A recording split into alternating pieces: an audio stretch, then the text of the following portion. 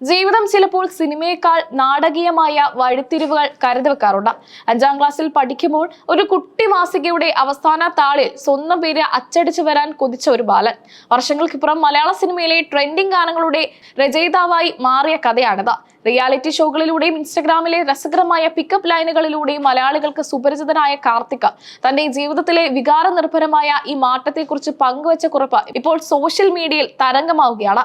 പലപ്പോഴും പരാജയങ്ങളും അവഗണനകളും ഒരു വലിയ തുടക്കത്തിന്റെ മുന്നോടിയാണെന്ന് കാർത്തികിന്റെ ജീവിതം നമ്മെ ഓർമ്മിപ്പിക്കുന്നു.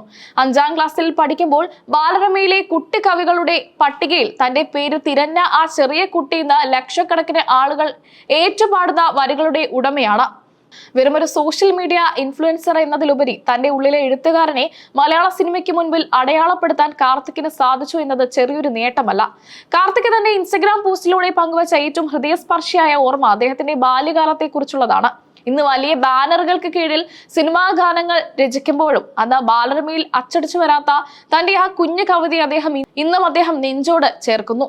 5ാം ക്ലാസ്സിൽ പഠിക്കുമ്പോൾ ബാലരമയുടെ അവസാന പേജിൽ കുട്ടികൾ അയച്ചു കൊടുക്കുന്ന ചെറിയ കവിതകൾ വരുന്നത് കാർത്തിക് സ്ഥിരമായി ശ്രദ്ധിക്കുമായിരുന്നു. പൂച്ചയെക്കുറിച്ചും തവളയെക്കുറിച്ചുമൊക്കെ സമപ്രായക്കാർ എഴുതുന്ന വരികളും അതിനൊപ്പം അവരുടെ പേരും അച്ചടിച്ചു വരുന്നത് കാണുമ്പോൾ തനിക്കും അത്തരത്തിൽ തന്റെ പേരെന്ന അച്ചടി മഷിയിൽ കാണണമെന്ന ആഗ്രഹം ആ കൊച്ചു ബാലന്റെ മനസ്സിൽ ശക്തമായി.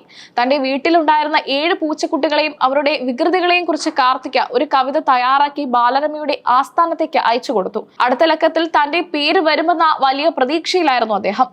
അമ്മ, ഞാൻ അയച്ചു കൊടുത്ത കവിത ഇന്ന് ബാലരമയിൽ വരും എന്ന ആവേശത്തോടെ അമ്മയോട് പറഞ്ഞ ആ ദിവസം കാർത്തിക് ഇന്നും ഓർക്കുന്നു. പുതിയ ലക്കം വന്നപ്പോൾ അതിന്റെ ഓരോ പേജും 10 വട്ടമെങ്കിലും അദ്ദേഹം മറിച്ചു നോക്കി. പക്ഷെ ഇവിടെയും തന്റെ കവിത കണ്ടില്ല. അടുത്ത ലക്കത്തിൽ വരുമെന്ന പ്രതീക്ഷയിൽ 2 മാസത്തോളം ഓരോ ആഴ്ചയും കാത്തിരുന്നു. പക്ഷേ അന്ന് പല കുട്ടികളുടെയും പൂച്ച കവിതകൾ വന്നിട്ടും കാർത്തികിന്റെ വരികൾ മാത്രം പ്രസിദ്ധീകരിക്കപ്പെട്ടില്ല. അന്ന് കവിത വരാത്തതിൽ അസൂയയും സങ്കടവും തോന്നിയിരുന്ന ആ 5ാം ക്ലാസ്സുകാരൻ ഇന്ന് വളരെയധികം സന്തോഷിക്കുന്നുണ്ടാകുമെന്ന് കാർത്തിക് തന്റെ കുറിപ്പിൽ പറയുന്നു.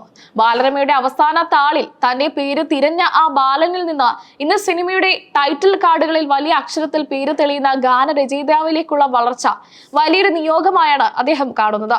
ബാല്യകാലത്തെ ആ നിരാശയ്ക്കുള്ള മധുരപ്രതികാരം കൂടിയാണ് ഈ വിജയം. കാർത്തികിന്റെ കരിയറിൽ വലിയൊരു വഴിത്തിരിവായത് അതിഭീകര കാമുകൻ എന്ന ചിത്രത്തിലെ പ്രേമവതി എന്ന ഗാനമാണ്. ഈ പാട്ടിലെ വരികൾ യുവാക്കൾക്കിടയിൽ കാട്ടുതീ പോലെയാണ് പടർന്നത്. ലളിതമായ പദപ്രയോഗങ്ങളും എന്നാൽ രസകരമായ ബിംബങ്ങളും കോർത്തിണക്കിയ ആ ഗാനം യൂട്യൂബിൽ ദശലക്ഷക്കണക്കിന് ആളുകളാണ് കണ്ടത്. പിന്നീട് ഡെലുലു ഡെലുലു എന്ന ഗാനത്തിലൂടെ ഇൻസ്റ്റഗ്രാം റീൽസുകളിൽ അദ്ദേഹം ഒരു തരംഗം തന്നെ സൃഷ്ടിച്ചു. മലയാളത്തിൽ വൻ വിജയം നേടിയ വാഴ എന്ന ചിത്രത്തിന്റെ 2ാം ഭാഗമായ വാഴ 2ലെ അടബൊമ്മളെ എന്ന ഗാനവും കാർത്തികിന്റേതാണ്. കൂടാതെ പ്രകമ്പനം എന്ന ചിത്രത്തിലെ ലോക്കൽ സിഗ്മ ബോയ്സ് എന്ന ഗാനവും അദ്ദേഹത്തിന്റെ ഹിറ്റ് ലിസ്റ്റിലുണ്ട്. പരമ്പരാഗത ശൈലികളിൽ നിന്ന് മാറി നിന്ന് ജെൻസി ഭാഷയെ പാട്ടുകളിലേക്ക് സന്നിവേശിപ്പിച്ച് എന്നതാണ് കാർത്തികിന്റെ എഴുത്തിന്റെ ഏറ്റവും വലിയ പ്രത്യേകത. കാർത്തിക് എന്ന പേര് മലയാളികൾക്കിടയിൽ ആദ്യം ശ്രദ്ധിക്കപ്പെടുന്നത് ടെലിവിഷൻ റിയാലിറ്റി ഷോകളിലൂടെയാണ്. സദസ്സിനെ ചിരിപ്പിക്കാനും രസിപ്പിക്കാനുമുള്ള അദ്ദേഹത്തിന്റെ പ്രത്യേക കഴിവ്, പ്രത്യേകിച്ച് പിക്കപ്പ് ലൈനുകൾ അവതരിപ്പിക്കുന്ന ശൈലി വലിയ രീതിയിൽ ശ്രദ്ധിക്കപ്പെട്ടിരുന്നു. എന്നാൽ ഈ തമാശകൾക്ക് പിന്നിൽ അക്ഷരങ്ങളെ സ്നേഹിക്കുന്ന ഒരു എഴുത്തുകാരൻ ഒളിഞ്ഞിരിപ്പുണ്ടെന്ന് ലോകം തിരിച്ചറിയാൻ അല്പം സമയമെടുത്തു. എന്നാൽ സോഷ്യൽ മീഡിയ തുറന്നാൽ കാർത്തികിന്റെ വരികൾ ഇല്ലാത്ത വീടുകൾ കണ്ടെത്തുക പ്രയാസമാണ്.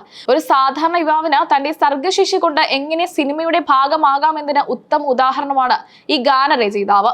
5ാം ക്ലാസ്സിൽ താൻ അയച്ചു കൊടുത്ത പൂച്ച കവിത ബാലരമയിൽ വരാത്തതിൽ നിരാശപ്പെട്ട ആ ബാലനിന്ന് മലയാള സിനിമയിലെ ഗാനരചനയിൽ ഒരു പുതിയ അധ്യായം എഴുതി ചേർക്കുകയാണ്. കാവ്യനീതിയുടെ ഇതിലും മനോഹരമായ മറ്റൊരു ഉദാഹരണം വേറെ ഉണ്ടാകില്ല.